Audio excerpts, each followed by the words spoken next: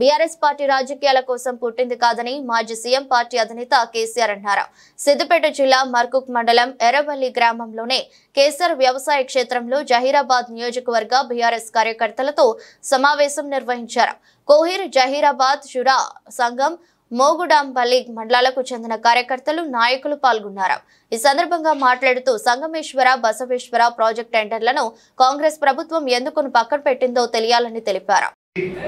మరి మాజీ సర్పంచ్ పరమేష్ పాటిల్ గారి ఆధ్వర్యంలో బయలుదేరినటువంటి బీఆర్ఎస్ పార్టీ ఉద్యమకారులకు, కార్యకర్తలకు,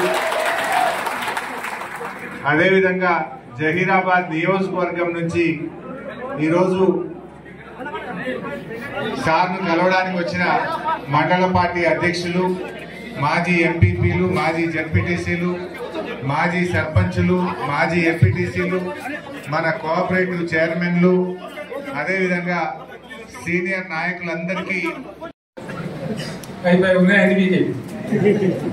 మళ్ళీ మొదటికి వచ్చానా కైలాసం ఆడలో పెద్ద బామ్మింది అంటే అంతే కదా.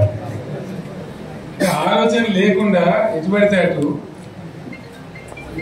ఎవడో ఏదో చెప్తే నమ్మి ఓటేస్తే ఏమైంది అనేది ఒక మంచి గుణపాఠం ఇది తెలంగాణ. గ్యారంటీగా మంచిగా సంసారం జరుగుతుంది. తొవ్వకొచ్చినాం, రైతులు ఇంత ముఖం తెలివైతుంది, బాకీలు కట్టుకుంటుంది. ఎంతో మంది బాబా సిక్కిలు వేసుకుంటారు, ఏదో వేసుకుంటారు. రైతు బంధు పైసలు పడితే ఎంత సంతోషం ఉంటుంది. ఆయన పోయినప్పుడు గంగా వేసుకుంది. ఇప్పుడు వాడు ఇంతలో ఏదో భగవంతుని కదా ఇచ్చినప్పుడు మోసం ఏదో మళ్ళీ ఎలక్షన్ కోసం దానికోసం చేస్తారు తప్ప కడపండ ప్రేమ ఇచ్చేది ఇచ్చే ఉంటుందా?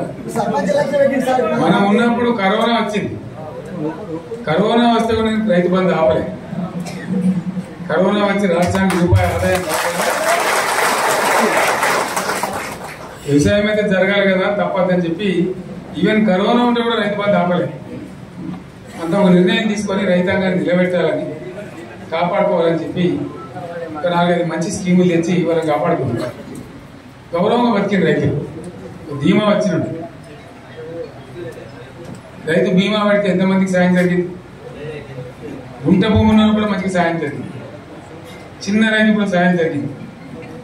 అట్లా అందరికి మనం గొర్రెల కాపలకు గొర్రెలు వేయడం కానీ, చేప పిల్లలు కానీ, అనేక రకాల అన్ని వర్గాల ప్రజలను ఎట్లా ఆదుకోవాలన్నట్లు ఆదుకున్నాం. మా తెలంగాణ కదా మేము తెచ్చుకున్నాం కష్టపడి. మా వాళ్ళందరూ పైకి రావాలి. కాంగ్రెస్ గవర్నమెంట్, కాంగ్రెస్ పార్టీ మొదటి నుంచి కూడా ముస్లింలు ఓట్లేసుకున్న తప్ప ముస్లింలకు మనం చేసిందా? ఇమాం మౌజా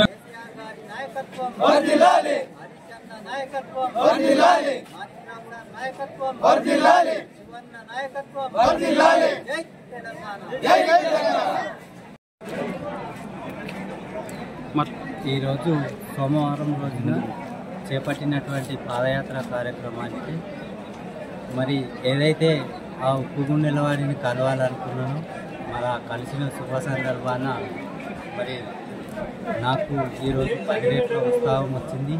మరి ఆ గుండెల నిండా దగ్గర నుండి చూసిన తర్వాత మరో 100 రెట్ల ఉత్సాహంతో ముందుకెళ్లాలన్న దృఢ సంకల్పం నాలో కలిగింది.